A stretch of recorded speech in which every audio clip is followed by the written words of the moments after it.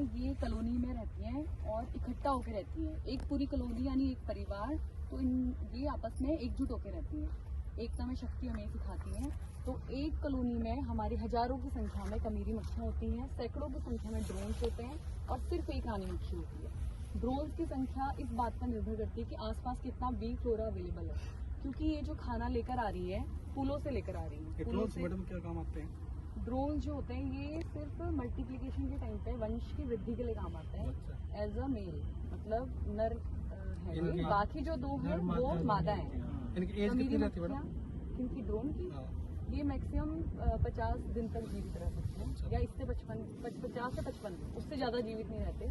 और कमीरी मक्खियाँ जो होती हैं वो 42 से 45 दिन तक जीवित रहती हैं। आपस में लड़ाई करके मरते हैं? कैसे मरते हैं? नहीं, इनकी जीवन ही इतना होता है।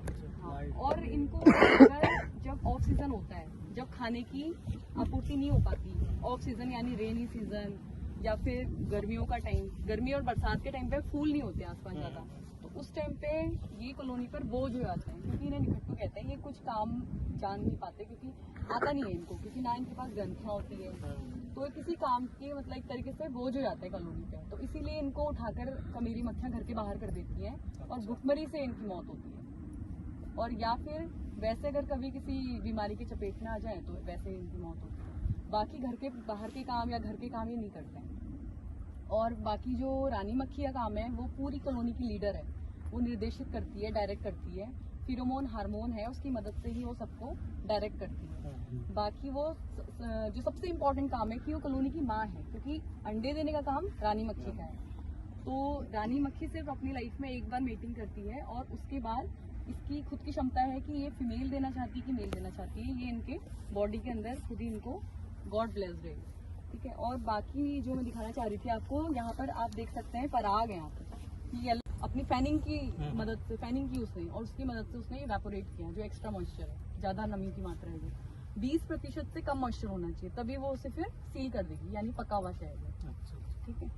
तो ये आप जो सामने देख रहे हैं सारे ये कमीरी मक्खियाँ हैं। जो थोड़े मोटे होते हैं साइज में वो ड्रोन मधुमक्खी होते हैं, छोटे वाले साइज में वर्कर बीज होते हैं, और जो सबसे लंबी होती है साइज में वो रानी मक्खी होती है। और रानी मक्खी की जो आयु होती है वो 3 साल तक हो सकती है, लेकिन 1 साल में आपको बदलनी चाहिए रानी मक्खी।